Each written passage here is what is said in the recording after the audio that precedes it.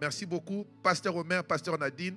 Et nous bénissons aussi le Saint-Esprit pour sa présence. Nous allons droit au but et nous allons pouvoir parler de notre sujet que Dieu nous a mis durant ces 21 jours de prière.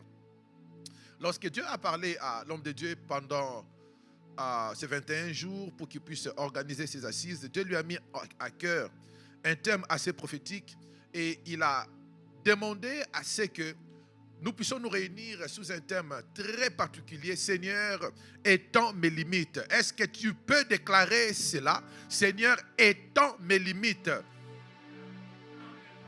Non, le problème est que tu n'es pas en train de déclarer prophétiquement. J'aimerais que tu puisses les déclarer avec foi. D'ailleurs, je sens que dans le deuxième culte, les gens sont beaucoup plus connectés. J'aimerais que tu les déclares avec la dernière énergie qui te reste. Moi aussi, je suis à jeûne. Donc, tu peux le faire tel que moi, je le fais. Seigneur, étends mes limites. Oh, le problème est que tu es en train de le dire en étant assis. Il y a une telle parole prophétique que tu dois les déclarer en utilisant la dernière force qui te reste. Déclare, Seigneur, étends les limites de ma famille. Seigneur, étends les limites de mes finances. Seigneur, étends l'impact de mes enfants dans ce pays. Seigneur, étends les limites dans ma carrière. Je les déclare au nom puissant de Jésus. Alors, vous allez pouvoir prendre place et on va faire un exercice qu'on a fait durant le premier culte. Je suis dans l'obligation de pouvoir vous donner aussi l'opportunité de pouvoir le faire.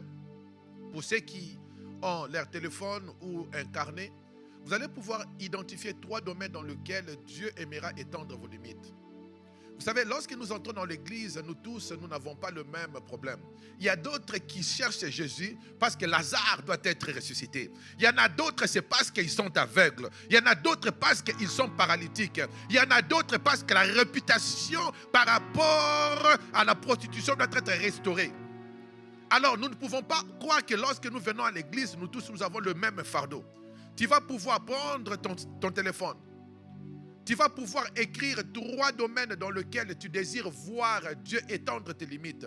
Ces 3 domaines vont pouvoir s'associer au reste de 7 jours d'impact et de transformation qui te restent tout le long de cette semaine pour qu'en plus de toutes les requêtes que Dieu va pouvoir mettre dans la bouche de son serviteur et de ses servantes, que ces déclarations-là puissent t'accompagner.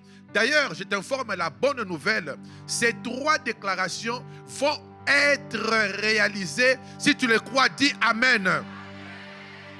Pourquoi il est important de pouvoir écrire? C'est parce que tu ne veux pas recevoir une bénédiction généraliste. Tu ne veux pas recevoir une bénédiction généraliste. Tu veux recevoir une bénédiction qui est attachée à ta destinée. C'est pour cela que tu as besoin d'écrire de manière à ce que tout le long de cette année, que tu puisses continuer à consulter Dieu et dire à Dieu, Seigneur, étends mes limites. Tant que ces limites-là ne seront pas élargies, toi tu n'abandonneras pas Dieu tel que Jacob l'avait dit. Tant que tu ne m'es pas béni, je ne te laisserai pas partir. Ces 21 jours sont des moments où tu dois être agressif avec ta foi. Agressif avec ta foi. Est-ce qu'il y a quelqu'un qui est en train de l'écrire? Je ne t'ai pas demandé d'écrire pour ton voisin. Je te parle d'écrire pour toi-même. Certains d'entre nous, les limites que tu cherches à élargir, à étendre, c'est tout simplement, tu veux que tes enfants puissent prendre possession. D'autres, la prière de ton cœur et que tes filles puissent se marier. D'autres, c'est la carrière. D'autres, c'est la santé. D'autres, c'est le finance. D'autres, c'est le service. D'autres, c'est la communauté. Est-ce que tu peux écrire? Dans 1 Chronique 4, la Bible, à partir du verset 9, la Bible dit ceci. Jabet était plus considéré que ses frères. Sa mère lui donna le nom de Jabet en disant, c'est parce que je l'ai enfanté avec douleur. Vous savez, il y a des bénédictions qui naissent simplement parce que nous avons souffert. La souffrance est en réalité un catalyseur de la transformation. La souffrance, c'est un catalyseur de la détermination. J'aimerais annoncer déjà en exprimons à une personne dans cette salle la situation que tu es en train de traverser est un signe des choses à venir, des grandes bénédictions qui t'attendent. Tous nous parlons toujours de la prière de Jabez, la prière de Jabez. Mais la chose que nous ignorons, la mère de Jabez avait souffert. Elle n'avait pas donné naissance comme tout le monde. La Bible dit que j'ai enfanté avec douleur. Des fois, les choses qui sortent par la douleur sont des choses qui sont liées à notre destinée. Peut-être que tu es en ces lieux. Tu te poses la question, pourquoi ma situation est en train de perdurer?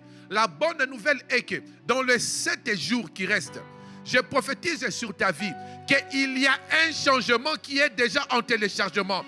Tout dépend de la manière dont tu vas pouvoir connecter ta foi avec le monde du surnaturel. Est-ce que tu peux déclarer, Seigneur, étends mes limites?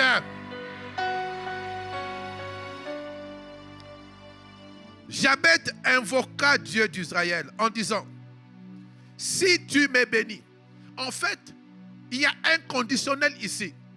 Si tu me bénis et que tu étends mes limites. Bien-aimé, écoutez, j'aimerais ouvrir une parenthèse. Moi, personnellement, je suis furieux, je suis triste, je suis enragé de voir qu'il y a des gens qui ont reçu un passeport pour venir dans ce monde et leur plaisir, c'est de pouvoir accompagner les autres. En tout cas, je déclare que ces jours-là soient maudits et que ça ne puisse plus apparaître dans le livre de vie dans ta vie. Tu n'as pas été envoyé dans ce monde pour être un spectateur. Non, en tout cas, je déclare que cette ordonnance qui a été signée contre ta vie pour te pousser à être tout simplement une personne qui apprécie et qui ne peut jamais être appréciée, que cela prenne fin. La réalité maintenant est la suivante.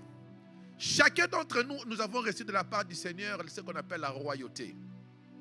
Mais la royauté s'opère dans un domaine. En anglais, ça se dit très bien, kingdom. Kingdom, ça veut dire qu'il y a un domaine qui appartient au roi. Il y a un domaine dans lequel tu es appelé à pouvoir régner. Mais dans le domaine dans lequel tu es appelé à pouvoir régner, Dieu s'attend à ce que tu puisses t'imposer, que tu puisses t'élargir, que tu puisses étendre tes limites. En parlant, je ne sais pas, je vois même une image d'une personne. Ça peut apparaître comme quelque chose de banal. Non, ma soeur, ce n'est pas quelque chose de banal. Dieu t'a donné une grâce simple de pouvoir tout simplement tresser les cheveux. Mais Dieu te dit que Dieu te voit au-delà de tresser les cheveux. Dieu te voit possédant désormais pas seulement des salons, mais des magasins où tu vends des cheveux ainsi que des choses de beauté. Je parle prophétiquement. Dieu envoie ce message à une personne particulière. Mais le problème est que tant que tu ne changes pas ton mindset, tant que tu ne changes pas la manière dont tu réfléchis, tu ne seras jamais en mesure d'avoir l'audace de dire comme Jabez, Seigneur, si tu me bénis, laissez-moi vous expliquer c'est quoi. Lorsque Jabez te déclare si tu me bénis, la bénédiction avant qu'elle soit matérielle, je vais vous donner une dimension beaucoup plus mystérieuse et trop spirituelle de ce que la bénédiction signifie. La bénédiction, c'est ce phénomène par lequel l'être humain... Bon, je vais quand même expliquer ça. C'est le processus ou le phénomène par lequel l'être humain, arrive à pouvoir bénéficier de tout ce que la terre possède en elle. Je vous explique. L'être humain a été créé par la terre. Est-ce qu'on se comprend? Alors, lorsque tu te mets debout, en réalité, tu es en train de te connecter avec ta source. Est-ce qu'on se comprend? Restez calme. N'ayez pas peur, ok? Il n'y a pas ici, le docteur nous amène des affaires occultes, il n'y a pas d'occultisme. Pourquoi vous regardez maintenant avec des yeux, vous commencez à m'intimider? Hein? Alors, lorsque on déclare et on dit que si tu me bénis, lorsque Dieu dit à Abraham que tu seras béni, Dans le monde spirituel, ça veut dire quoi? Il y a un ordre qui est donné à la matière qui a été utilisée pour pouvoir te fabriquer, pour pouvoir te créer. Il y a une commande qui est donnée à cette matière-là, de manière à ce que tes talons, lorsque ça se connecte avec la terre, que la terre puisse produire tout ce que toi tu vas commander à la terre. C'est ce qui fait que lorsque une personne est bénie, on peut l'enlever de Montréal, on l'amène à Edmonton. Il va commencer le même business et le même business fonctionne. Pourquoi? L'être humain est conditionné à sa matière et sa matière c'est la terre. Tant qu'il y a la terre à Edmonton et qu'il y a déjà une commande qui a été donnée à la terre de pouvoir produire des bénédictions pour la personne X ou Y, la personne lorsqu'elle se retrouve dans un autre territoire, ce territoire-là se connecte avec la personne et finit toujours par produire de bons résultats. Et Jabet avait compris que ces mystères se déclenchent tout d'abord sur le plan spirituel. La Bible déclare qu'il invoqua. Je ne sais pas si vous comprenez. C'est pour cela que j'ai béni Dieu pour votre pasteur. En tout cas, je l'ai dit en toute humilité. J'ai vu le livre, c'est extraordinaire. Le livre, les 60 requêtes de prière. Les 60 requêtes de prière, c'est extraordinaire. On parlait ensemble et je lui disais, dans la francophonie, nous avons détruit les gens parce que moi, j'ai évolué dans la francophonie et j'ai évolué aussi dans le monde anglophone. Et dans le monde anglophone, lorsque j'ai commencé à chercher à comprendre le secret de comment est-ce que les pères prennent beaucoup de temps dans la prière, parce que disons-nous la vérité, des fois je me posais la question, mais comment est-ce que je peux m'enfermer 6 heures moi-même, je ne fais que prier. Bon, là je ferme la parenthèse, ça c'est sans des commentaires pastoraux, ok? Je ne vais pas trop commenter. Alors, je me suis dit, je devais déceler, comprendre c'était quoi les mystères. Et en forgeant, il y a un des pères, aujourd'hui c'est un anglophone, qui a pris le courage de dévoiler son secret. Et dans son secret, il a dévoilé que lui, il a des manuels de prière. Est-ce que vous comprenez? Il a, ce qu'en anglais ça se dit très bien, prayer book, des manuels de prière. Alors, d'ailleurs lui, ce qui était même intéressant, j'ai béni Dieu pour le bishop Dag, il dit même que lui, pour pouvoir avoir 3 à 6 heures de prière, il met soit la musique, des fois il peut prendre un culte où ils étaient vraiment en fait, parce que tout dépend du type de prière que tu veux faire. Je ne sais pas si vous comprenez. Si il veut faire, il va avoir un temps où il veut prier longtemps en esprit. Il prend une session qui était déjà enregistrée, où ils ont eu un temps fort en train de prier en esprit, il le met dans le background. Et il est capable de passer 2, 3, 4 et 5 heures non-stop en train de prier. Je me suis dit, oh, voilà les mystères révélés. Et lorsque j'ai vu le pasteur avec les livres, j'ai regardé les prières, je me suis dit, mais une église comme la vôtre, vous êtes bénis. Je ferme la parenthèse, je vais vous dire en toute honnêteté pourquoi vous êtes bénis. On vous décourage et je vous décourage de pouvoir aller juste sur Internet. Oh non, on nous a parlé de prayer book, commencez à acheter. Vous allez tomber sur un pasteur qui est controversé, mais qui fait des mélanges, qui va pouvoir vous donner des prières avec des affaires. Oh non, mets cette bougie, mets-toi à l'intérieur, commence à tourner comme ça. Ce n'est pas ce que vous comprenez. C'est ça les dangers. Maintenant, vous êtes en train de recevoir un livre qui est établi dans la sainte doctrine, qui sort d'un oint de Dieu, ayant une marche à succès avec Dieu et qui vous livre ses secrets. Jabet avait compris que, retourne dans notre prédication, et je vous encourage à pouvoir vous en procurer. D'ailleurs, si vous n'en procurez pas, ce n'est pas lui qui perd. Lui, il a déjà donné le meilleur que Dieu lui a donné. Je ne sais pas si vous comprenez. Vous savez, les gens croient que lorsque quelqu'un écrit un livre, en fait, j'ai compris une chose. Lorsque moi j'écris un livre, ok, ce n'est plus pour moi. Moi, Dieu m'a délivré pour que je puisse commencer à libérer mes connaissances. Je donne des témoignages et je ferme. J'étais vraiment un Jonas. J'ai passé toute ma vie à étudier et je le continue jusqu'à aujourd'hui. Et dans différents domaines. Lorsque je dis différents domaines, même la politique, même la mauvaise politique, même la bonne politique et tout, je suis là-dedans. Je ferme les parenthèses. Pas la parenthèse, les parenthèses. Alors, à chaque fois que Dieu me demandait d'écrire, voici ce qui était réellement ma réponse à Dieu. Je ne serai plus un mystère, les gens vont connaître tout ce que je connais. Jusqu'au jour, à travers une voix audible, là ce n'était plus un choix que Dieu me donnait, c'était un commandement. Tu arrêtes avec cet esprit d'égoïsme, tu vas prendre tout ce que tu connais et tu vas pouvoir le mettre par écrit.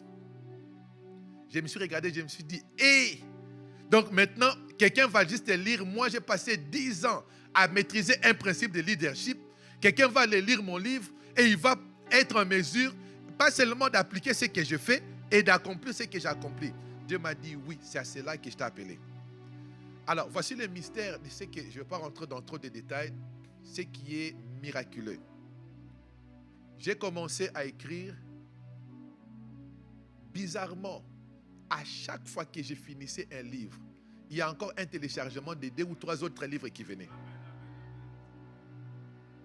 Je ne sais pas si vous comprenez. Alors aujourd'hui, moi je travaille avec des politiciens, avec des pasteurs. Mais lorsque je prends, moi je passe mon temps, comme là je suis en train de terminer, là c'est pour ceux qui sont dans la politique, je viens de terminer des livres. Vous n'avez jamais entendu parler de ça. Le leadership phalangiste, vous n'avez jamais entendu parler de ça. Vous ne savez même pas c'est quoi. Je prends mon temps à aller lire tous les principes anciens pour comprendre comment ces gens ils ont pu faire ceci, cela. Mais je me rends compte avec eux, c'est peut-être durant une session de 2-3 heures, je partage des principes et ils appliquent, c'est eux qui deviennent millionnaires. Bon, moi aussi je suis quand même béni, mais pas autant que eux. Mais en fait, qu'est-ce que j'essaie de dire ici? Lorsque un auteur écrit un livre, ne croyez pas que vous le faites une faveur parce que vous avez acheté son livre. En fait, c'est une expression d'amour. Le pasteur Omer pouvait aussi maintenir cette dimension d'être mystérieux et vous entendez toujours notre pasteur prie beaucoup. Je ne sais pas si vous comprenez. Mais comment est-ce que nous, après 30 minutes, on ne sait plus quoi dire? Lui, on attend que, oh non, lorsque j'étais 3 heures en prière. Mais il prend, il vous livre le secret. Je ne sais pas si vous comprenez. C'est la plus grande expression d'amour lorsque vous achetez un livre. Le premier livre de papa qu'on avait acheté, Les Héros de la foi, c'était ça le premier livre. Oui, ça veut dire, après il y avait c'est ça. Ouais. Mais lorsque vous lisez cela, c'est pratiquement la vie, l'expérience, tout ce que papa a pu apprendre, les défis qu'il a rencontrés, les mystères qu'il a découverts dans le ministère, qu'il a fait quoi? Et nous les a livrés dans quelques pages. Donc, dans un livre, tu peux télécharger une sagesse de 15 ans en 200 pages, en 100 pages. Donc, 100 pages te donnent une avance de 15 ans sur la personne qui ne l'a pas lu. OK? Alors, je ferme la parenthèse, c'est tout simplement pour pouvoir nous dire que la Bible dit que Japhet invoqua. Ça veut dire que pour pouvoir accéder à la bénédiction, la première des choses à faire, c'est de tout d'abord accéder à la dimension spirituelle. Parce qu'en réalité, une bénédiction, avant que la terre puisse obéir, la terre doit tout d'abord recevoir un commandement du roi. Et le roi, ce n'est pas quelque chose que l'on voit quelque chose que l'on manipule avec le main, mais c'est le souffle qui sort de la bouche de Dieu qui vient affecter notre vie. Durant ces 21 jours de prière, nous sommes en train de télécharger les mystères de Dieu. Mais le problème est que tant que vous ne ferez pas des choses que je vais pouvoir nous révéler ici, tant que nous ne ferons pas des choses, il y a si tu m'es béni et si tu étends mes limites. En fait, qu'est-ce que Japhet essaie de dire ici? Il essaie de dire que je reconnais que je suis appelé, mais je me rends compte qu'il y a des choses qui m'empêchent d'atteindre le potentiel maximum que tu as placé en moi. Est-ce que c'est le cas d'une personne ici en 2025? Tu es convaincu que Dieu t'appelle à des grandes choses. Tu es convaincu que Dieu t'appelle à être celle que Dieu s'attend de toi. Mais tu te rends compte que des fois j'essaye, ça ne marche pas. Mais je viens t'annoncer la bonne nouvelle. Dieu t'annonce qu'en 2025, tes limites seront élargies. Est-ce que tu peux déclarer, Seigneur, étends mes limites? Ah, est-ce qu'il y a quelqu'un qui peut déclarer, Seigneur, étends mes limites? Seigneur, étends mes limites. Jabez a réalisé que oui, il était né dans la douleur. Peut-être qu'il a grandi dans la douleur. Mais là n'était plus le problème. Le problème est que lorsqu'il est devenu en vie, lorsqu'il a commencé à grandir, il a eu les yeux ouverts. Il a compris que Dieu avait un plan beaucoup plus grand que les douleurs de l'enfantement que Dieu avait, pendant que sa mère avait eu avant sa naissance. Lors de sa naissance, les humiliations que sa mère avait eues, cela ne déterminait pas ce qu'il devait devenir. Je viens annoncer à une personne dans cette salle. Ma soeur, tu as été connue dans cette ville de Montréal. On t'avait assigné un nom. Peut-être que tu as commis des erreurs. Voici, je t'annonce une saison de restauration de la part du Seigneur. J'aimerais déclarer sur ta vie que chaque erreur que tu as commise, Dieu est sur le plan de les utiliser comme des tremplins pour pouvoir te propulser à la prochaine dimension de ta vie. Ne te laisse pas noyer par rapport à ce que tu as commis. D'ailleurs, moi j'aime beaucoup Jésus, pasteur. Parce qu'en fait, c'est Jésus qui nous aide à réaliser que dans les prostituées, il y a des évangélistes. N'est-ce pas un mystère? Ah, vous n'avez pas saisi, hein? Il y a une dame qu'on appelle Marie de Magdala qui était connue pour sa vie sale. Là, c'est selon les hommes, mon frère. Mais selon Dieu, c'est une évangéliste. Et pas n'importe laquelle. C'est parce que Dieu ne nous voit pas par rapport aux arguments et aux critères des hommes. Je peux avoir été dans la drogue il y a des années. Mais en fait, ce n'est pas la drogue qui définit ma destinée. La douleur de l'enfantement est tout simplement une petite étape de ma vie. Ce que Dieu a dans sa corbeille est beaucoup plus grande. Déclare que Dieu a beaucoup plus grand pour moi et mes enfants.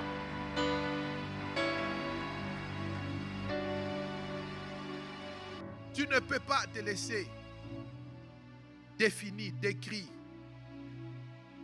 par rapport à ce que tu as vécu. Je dis souvent que l'un des plus grands ennemis de la destinée, c'est de toujours avoir un regard basé sur le passé. Le diable est un menteur. Réfléchissons ensemble. Pourquoi il y a le mot la nouvelle naissance? Ça veut dire que la première naissance ne devait pas être bonne. Oh. Mais c'est vraiment ça. Ceux qui ont vécu une première naissance qui n'était pas bonne peuvent bénéficier de la deuxième naissance. Autrement, il n'y aura pas de nouvelle naissance. Et autrement, Jésus ne serait pas venu. Parce que si on devait être parfait dès notre naissance jusqu'à notre mort, mais dites-moi, à quoi servirait l'œuvre de la croix? C'est pour cela que Paul le dit très bien. Les choses anciennes sont quoi? Sont passées. L'ennemi reste juste là. C'est là où le diable s'amuse avec nous. Il nous accroche par la gorge. À chaque fois que tu veux faire un pas, d'ailleurs. Oh, ma soeur. Mais écoute, marche en toute confidence. Ton passé ne détermine nullement ce que Dieu a avec toi dès que tu entres dans la phase de la deuxième naissance, de la nouvelle naissance. D'ailleurs, j'aimerais même amplifier, même en étant dans la nouvelle naissance. Dieu a prévu le pardon. Je ne dis pas et je ne vous livre pas des ordonnances de péché. Mais j'aimerais aussi dire que même dans la nouvelle naissance, lorsqu'on commet ou on a commis une erreur. Le pardon, c'est pour cela, Jésus, à part la nouvelle naissance, il devait dispenser du sang. Pourquoi? Parce qu'il savait qu'on peut être entaché dans le processus. Et il faudrait qu'il y ait un mécanisme pour pouvoir nous restaurer et nous permettre à nous voir tel qu'il nous voit. Évidemment, je ferme la parenthèse, le péché a des conséquences. Donc, n'allez pas commettre des erreurs en vous disant que Dieu va pardonner. Je vous garantis, Dieu va pardonner. Mais c'est comme j'aime souvent le dire, je parlais avec une personne la semaine passée, on parlait d'un dossier par rapport à une communication qui se fait quelque part dans une certaine communauté. Et la personne m'a posé la question, dis-moi pasteur, est-ce que Dieu pardonne le péché? Je lui dis oui. Oh, tu veux me dire que même si quelqu'un commet un meurtre, est-ce que Dieu va lui pardonner? Je lui dis oui. C'est ça ce qui est bizarre avec la vie chrétienne. Mais je lui dis attention, il ne faut pas confondre le pardon et les conséquences. C'est des choses tout à fait opposées. Donc tel que vous êtes là, mon frère, si par manque de respect je viens vous agresser, je vous garantis que Dieu va me pardonner. Mais vous savez quoi? C'est SPM, hein? C'est comme ça que vous l'appelez ici, votre truc de police. Hein? C'est devenu compliqué. Bon, juste la police de Montréal. La police va quand même venir. Dieu va me pardonner. Peut-être que vous aussi, vous allez me pardonner. Mais j'irai quand même en prison. Je ne sais pas si vous comprenez. Donc, faisons attention, bien-aimés. Le pardon est garanti. Mais les conséquences liées au péché, Dieu ne va pas aller les enlever. Est-ce qu'on se comprend?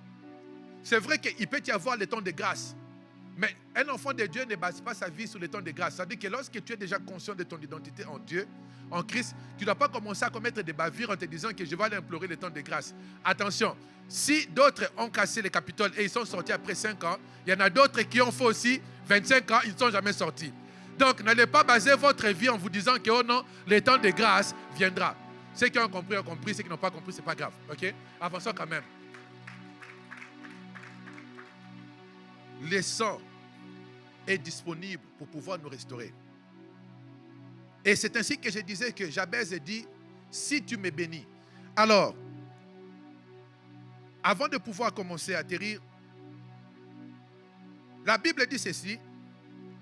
Jabez ajoute et il dit, si ta main est avec moi, et si tu me préserves du malheur, en sorte que je ne sois pas dans la souffrance. La Bible laisse à chacun d'entre nous de commencer maintenant à faire des promesses à Dieu sur base de cette prière. Dans la version Louis II, je ne sais pas si c'est ce que vous avez ici. Voilà, pareil que moi. Qu'est-ce que vous voyez que la Bible a mis? Point d'exclamation. Et quoi? 3 points. Vous savez pourquoi? C'est parce que c'est une prière que nous, maintenant, nous devons nous approprier. La Bible dit à la fin, et Dieu accorda ce qu'il avait demandé.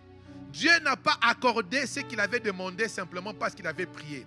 C'est parce que la prière de Jabez, c'est une prière d'alliance, où l'homme vient chez son Créateur, il lui dit que voici, Seigneur, moi je suis une jeune fille, j'ai un beau corps, je suis belle, mais je te donne mon corps.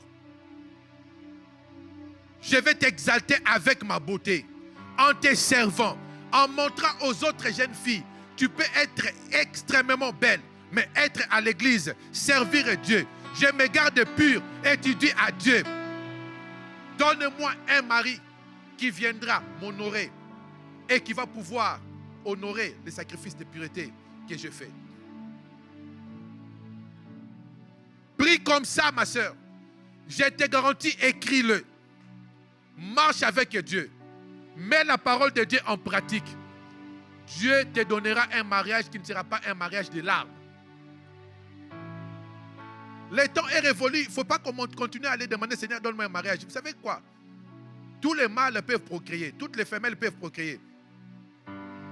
Moi, je n'ai pas besoin que mes enfants se marient avec des procréateurs. Non, j'ai besoin que mes filles se marient avec des maris.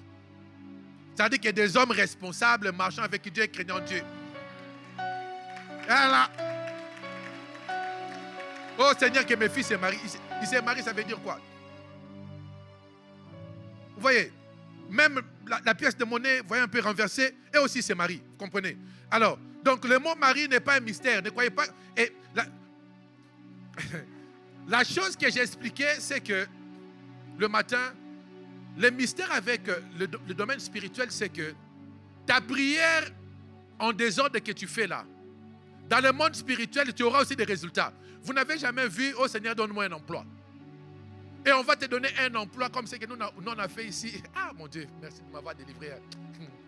J'ai raconté à mon fils, ils aiment beaucoup écouter mes histoires lorsque je les raconte. Je les dis, mon fils, lorsque nous sommes venus ici, on a fait des travaux. Et j'ai maudit ces travaux. Bon, toutefois, ça ne peut même pas se rapprocher de mes enfants. Parce que j'ai maudit ces travaux-là. Bien aimé, moi, j'ai eu l'opportunité, lorsque Dieu m'a formé, de pouvoir me donner la grâce de pouvoir goûter à ce que ça veut dire travailler dans un champ. Vous ne l'avez pas fait, cela. Qui a ramassé des fraises ici? C'est notre génération, on a dit. C'est normal, non?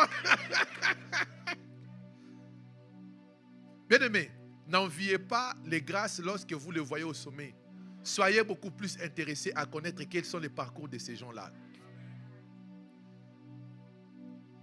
30 ans passés, nous on allait, vous voyez toutes vos zones ici qui sont maintenant peuplées, là, les Longueuil, les Laval et tout ça, la plupart c'était des brousses. Et on allait là-bas, tu vas cueillir des fraises. Hein. Lorsque tu rentres, toutes les mauvaises herbes, ça te sort des affaires, et je ne sais pas comment le dire en bon français, il y a une langue que je ne peux pas me permettre de prononcer ici. Ça te sort des démangeaisons en français. C'est comme ça qu'on le dirait ici au Québec. Tu as des démangeaisons sur ta peau. Et la chose qui était triste, c'est que durant 8 heures, tu devais être à genoux. Déjà, je me pose la question, comment est-ce que j'arrive à faire ce genre de travaux? Et j'ai dit à mon fils, lorsque je raconte ça à mes enfants, ils sont, ah bon papa, je lui dis, ah bon, vous êtes là, vous êtes la génération de papa, on veut, on vous donne, papa, on veut, on vous donne. Nous, on n'avait pas ça. Hein? Ah, mon frère. Et je me rappelle maintenant, je crois qu'on m'a appelé dans une agence pour aller décharger les camions. Dans l'un des entrepôts de Aldo. Et, Seigneur, je ne sais pas d'où venait cette force de Samson à cette époque-là. On me jetait des cartons. Donc, on était dans un conteneur. Donc, vous êtes là, toi tu es ici, l'autre est là-bas. Maintenant, ce sont des cartons d'autrui, des chaussures. Donc, lorsqu'on te les jette, tu ne peux pas rater. On me les jette. Je suis rentré à la maison, mes mains étaient gonflées. J'ai regardé, je me suis dit, Seigneur, j'ai maudit ces jours. Mes enfants, mes arrière-enfants, jamais. Je me suis dit, moi j'ai payé le prix. Je travaille pour pouvoir bâtir ce qu'on appelle une richesse générationnelle. Soit j'ai construit mes propres entreprises où mes enfants viendront travailler là-bas, ou s'ils doivent aller travailler, ils doivent sélectionner ce qu'ils doivent faire comme travail. Et ça doit être le désir de chaque parent en ce lieu. Un parent ne peut pas accepter que ses enfants subissent le même sort que ce qu'ils ont subi. Voici une chose, juste une petite parenthèse, que j'ai découvert dans le monde spirituel. Vous savez, l'environnement dans lequel nous vivons, il y a ce qu'on appelle des esprits territoriaux. Nous sommes dans un temps de prière. Là, c'est la semaine de la conquête. On est déjà en train de commencer à conquérir. Je vais peut-être entrer dans ça bien demain, parce que comme c'est le thème qui nous fait rentrer à partir de demain, donc aujourd'hui, je sais qu'il y a des survolés. Les esprits territoriaux, dans chaque coin, dans chaque avenue, dans chaque quartier, il y a des esprits qui dominent et qui contrôlent les mouvements de chaque zone. OK? Alors, dans l'ignorance, pour ne pas citer cela, on en parlait avec Pasteur Omer, nous avons été victimes. Évidemment, je ne peux pas condamner les parents à l'époque qui se cherchaient, d'habiter certains quartiers, d'où ces quartiers-là produisent certains types de personnes. OK? Alors, suivez-moi très attentivement. Bien-aimés, nous devons faire attention et ne pas donner le droit au diable de pouvoir malmener, de pouvoir manier la destinée de nos enfants simplement à cause de notre ignorance. Vous remarquerez que Je ne parle pas de vous si vous n'avez pas ce problème-là. Chez nous, à Toronto, il y a un quartier où, à un moment donné, la plupart des gens allaient habiter parce que les maisons étaient à prix réduit. Mais vous savez que dans ces quartiers-là, il y a parmi les principautés, parmi les esprits territoriaux qui gouvernent ces zones-là, il y a la drogue pour les garçons, il y a la prostitution pour les filles, ok? Il y a les filles mères pour les filles, 13, 14 ans, 12, 15 ans, les filles sont déjà mères, et ainsi de suite. Vous allez vous rendre compte, une fille de 17 ans, la plupart des filles de 17 ans, là, tu as 4 enfants. Je ne sais pas si vous comprenez. Alors, avant de comprendre que ce ne sont pas ce que la science essaie de nous décrire ici avec des bêtises ou des phénomènes sociologiques, ce sont tout d'abord des phénomènes spirituels. N'oubliez pas que la science se bat pour décrire des choses qu'il ne comprend pas avec des longs théorèmes appris à l'université Sorbonne ou les phénomènes sociologiques selon à l'auteur ceci. Bêtises. C'est un problème qui est purement d'ordre spirituel. Je vous mets un défi, vous qui êtes jeunes. Je te mets un défi, toi qui m'écoutes. Trouve les bons quartiers où il y a une grâce de prospérité ici à Montréal. À notre époque, je ne vais pas citer les noms, il y avait des monts, c'était quoi? Mont-Royal. C'est toujours la même chose, ça a changé? Ça n'a pas changé. Va te louer un appartement à Mont-Royal pour commencer. Bizarrement, tu vas commencer bizarrement à voir dans ta tête que toi aussi tu peux posséder une maison à Mont-Royal. Et si tu n'arrives pas à acheter à Mont-Royal, tu vas aller chercher un nouveau quartier, même en dehors de Montréal, là où on commence à construire de nouvelles maisons. Vous savez pourquoi? C'est parce que parmi les esprits, c'est vrai que, arrêtons des bêtises, oh non, partout il y a toujours des forces du mal, il y a des forces du bien. Ok? Vous allez bien me dire que, oh non, là-bas aussi il y a des problèmes. Partout il y a des problèmes. Mais les esprits qui dominent dans ces quartiers-là sont différents des esprits qui dominent, par exemple, là où il y a les principautés qui doivent assujettir les gens dans le domaine de la pauvreté. Je ne sais pas si vous comprenez. À Mont-Royal, les esprits qui opèrent là-bas en premier, c'est tout d'abord un esprit de prospérité. Vous n'allez pas comprendre que vous êtes jeune, vous commencez à avoir des ambitions exagérées en entrepreneuriat. Vous parlez aux gens que je vais acheter une franchise de McDo. On te regarde comme ça, on te dit que ton père a vécu dans le bien-être social, ta mère est morte dans ça, ton grand frère est en prison parce qu'il en avait bouffé toute sa vie, et toi tu dis que tu vas commencer l'entrepreneuriat. Et tu finis par devenir propriétaire d'un business. Est-ce qu'on se comprend? Tu vas croire que c'est par hasard. Ce n'est pas une question de par hasard. Nous les vivons aujourd'hui dans le ministère. Je vous livre le secret. Vous voyez le patriarche tel qu'il est là. On en parlait avec Pasteur Omer. Vous allez voir toute notre génération. On n'a pas l'orgueil dans le ministère. On n'a pas les m'as-tu vu. On ne court pas derrière l'argent. On n'engrosse pas des filles dans des églises. Ce n'est pas ce que veut pasteur. On ne manipule jamais les gens pour gagner de l'argent. Vous allez voir, ce sont le même ADN que papa a, le même ADN que mon pasteur à Toronto a. Vous savez pourquoi? C'est parce que l'environnement dans lequel Dieu a permis que nous puissions naître et grandir nous a façonnés et nous a permis d'apprendre et de servir Dieu de la bonne manière. Je ne sais pas si vous comprenez. Faites attention, c'est une petite parenthèse, mais nous sommes en train de parler de la conquête. Conquête, c'est élargir son territoire. Dieu t'appelle à élargir ton territoire et je suis en train de te livrer un secret, de faire attention.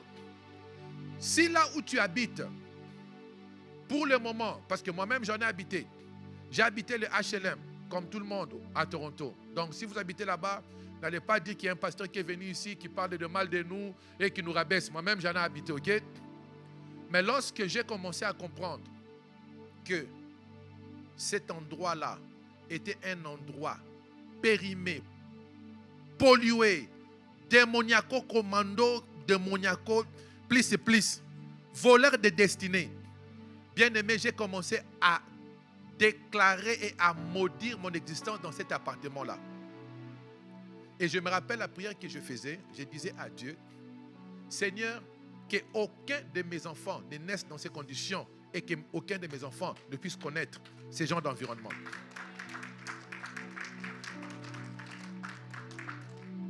Là était ma prière. J'étais très jeune. J'ai terminé l'université très jeune. Je vous ai demandé d'écrire. Vous croyez que c'est de l'amusement? Ce n'est pas de l'amusement. Avant l'âge de 30 ans, je faisais une prière. Je disais, Seigneur, avant l'âge de 30 ans, je dois obtenir mon premier doctorat.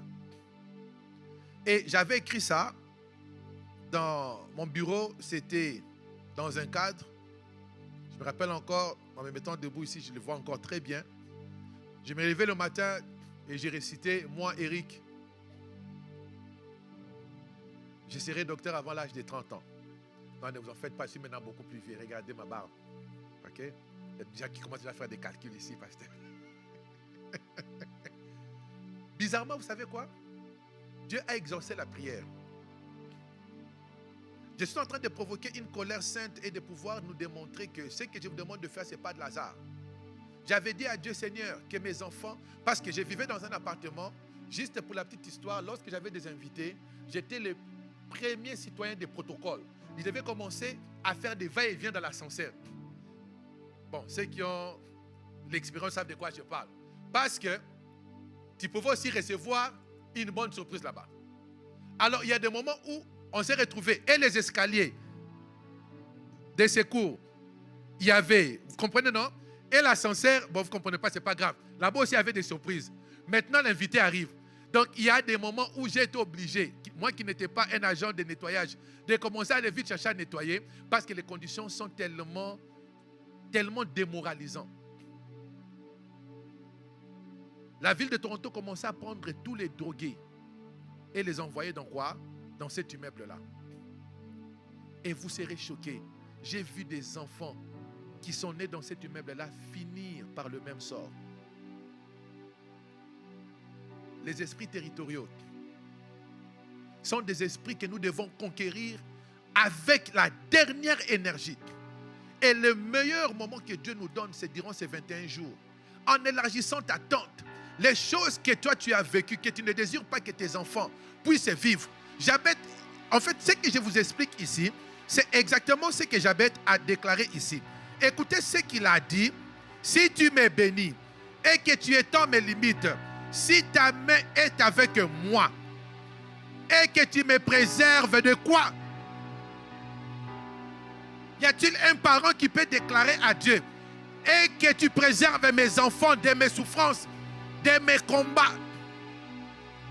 Mais tu ne peux pas détecter les combats parce que tu ne peux pas avoir la victoire sur le combat tant que tu n'es pas conscient que tu vis des combats ou que tu as vécu des combats.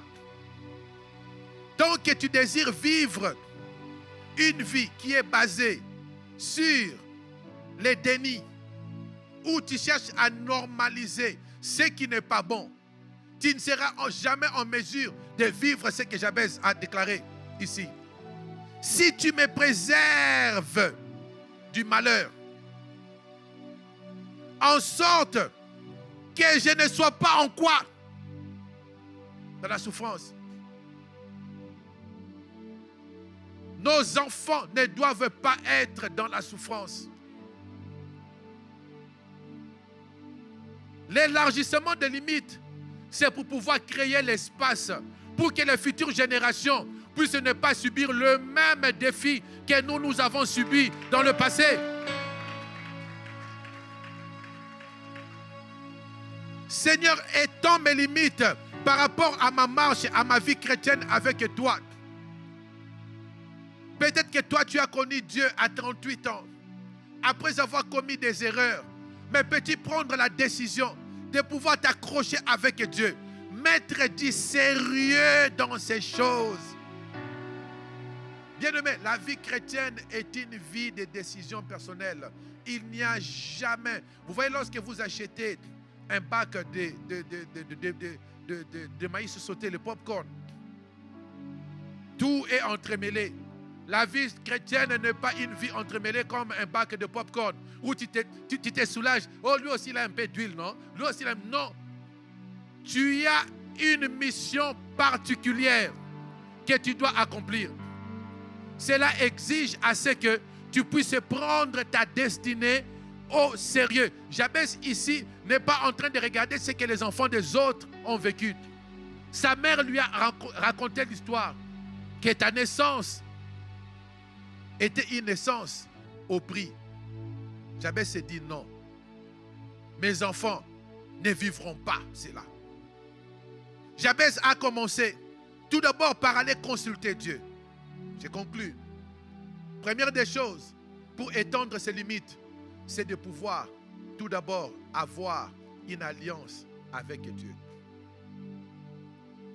Je ne sais pas, peut-être que tu es en ces lieux, ça fait un temps, tu viens à l'église, mais ta vie chrétienne, tu la prends peut-être juste à la légère. Peut-être que pour toi, la vie chrétienne, c'est tout simplement une vie de matu-vu. Bien-aimé, je me dis toujours, je ne prendrai jamais ma vie chrétienne à la légère. J'ai abandonné le monde, ce n'est pas pour venir me distraire à l'église. En tout cas, moi, je dis non. J'ai accepté de marcher avec Dieu parce que j'ai trouvé la bonne source. Et comme j'ai découvert la bonne source, j'ai pris la décision de pouvoir m'y accrocher. Malgré mes défis, malgré mes faiblesses, malgré mes tâtonnements, j'avais dit à Dieu, je ne t'abandonnerai pas.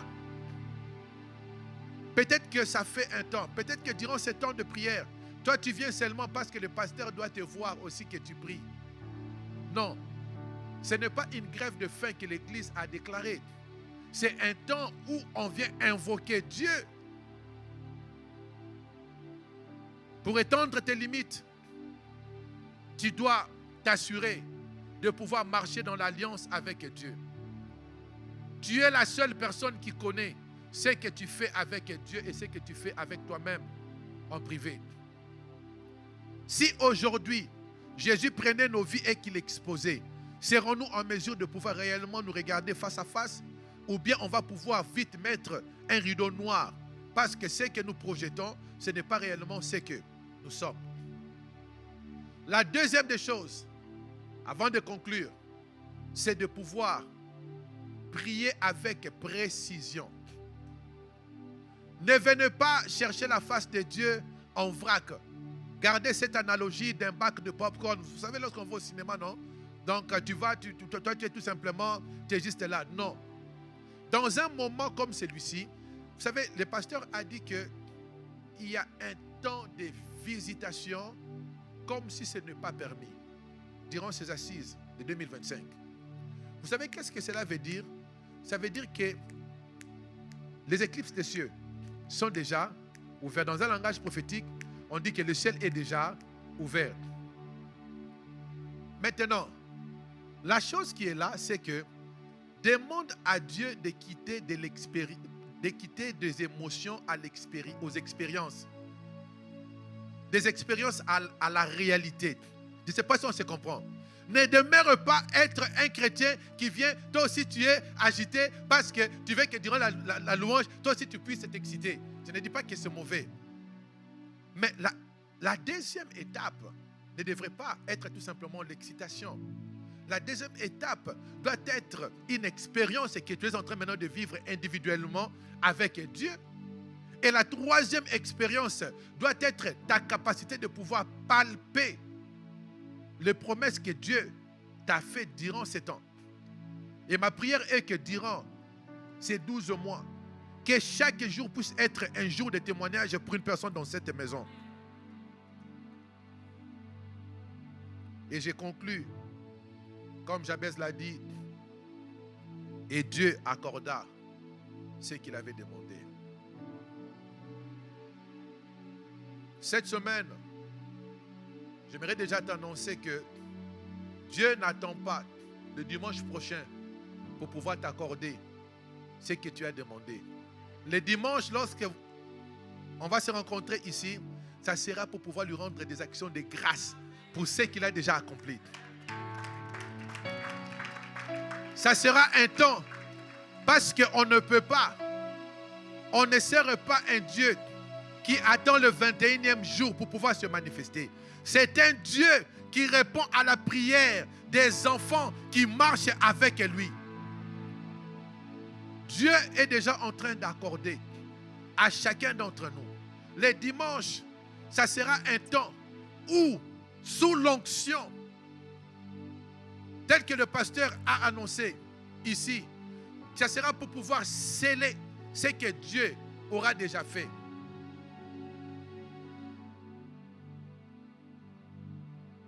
Maintenant, quelle est la disposition de ton cœur? Quelle est la dimension de ta foi? Et c'est là où je conclus. La Bible dit, il lui fit amputer en justice. Il te sera fait selon ta foi. Active ta foi. C'est pour cela, lorsqu'on te demande de prier, moi, je me pose la question, des fois, je me dis que les chrétiens, j'ai l'impression qu'on ne s'aime pas. Moi, que vous voyez ici, lorsque j'ai un problème et que je vais voir la main de Dieu agir, bien aimé, si c'est venir prier par terre, je vais le faire. Si c'est venir chercher l'homme de Dieu pour qu'il prie pour moi, je vais le faire. S'il s'agit de prier, de jeûner, je fais tout. Parce qu'à la fin, c'est lui qui souffre et c'est lui qui a besoin de voir la main de Dieu. C'est moi. Ce n'est pas mon voisin. Ce n'est pas le voisin. Lorsque tu viens dans la présence de Dieu, j'ai conclu par là, tu n'es pas venu, même si vous étiez dans le même autobus, vous n'avez pas le même problème, vous n'avez pas la même destinée. Ce n'est pas une honte de déclarer, Seigneur, je réclame la destinée de mes enfants. Que mon fils qui est en prison puisse connaître Dieu. Seigneur, que ma fille revienne à toi. Maman n'est pas honte. Oh non, elle va écouter, elle va pouvoir aller se moquer. Écoute, le matin, malheureusement, le temps ne nous a pas permis de pouvoir toucher à ça. Le matin, je parlais de deux personnages, Pénina et Anne.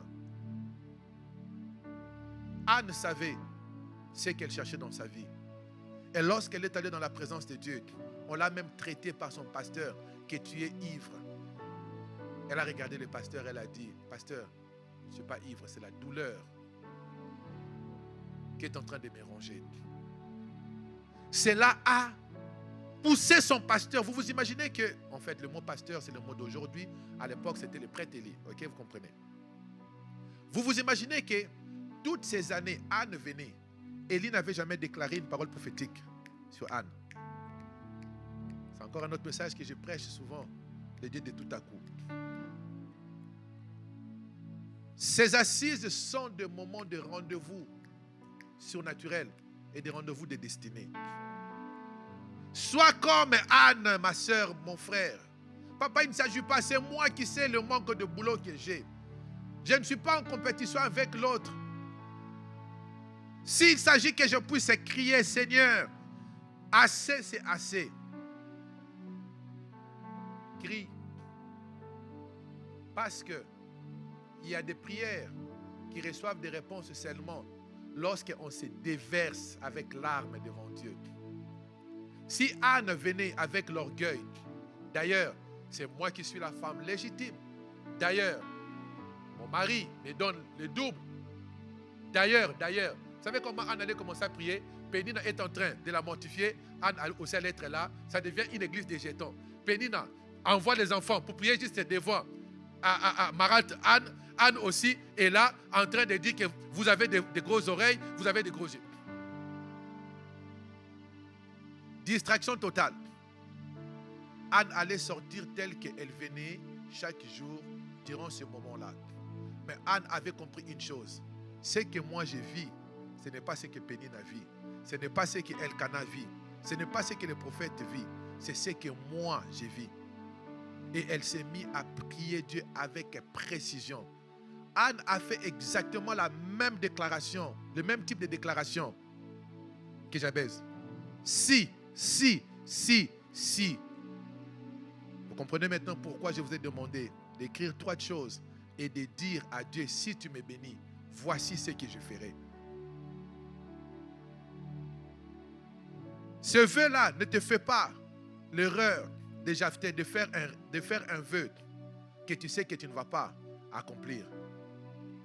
Fais un vœu à Dieu et lorsque cette bénédiction-là viendra, donne à Dieu le sacrifice, l'offrande de ce que tu l'avais demandé lorsque cela se manifestera. On va pouvoir se mettre debout. Mandabo sa. Kapro sa taye.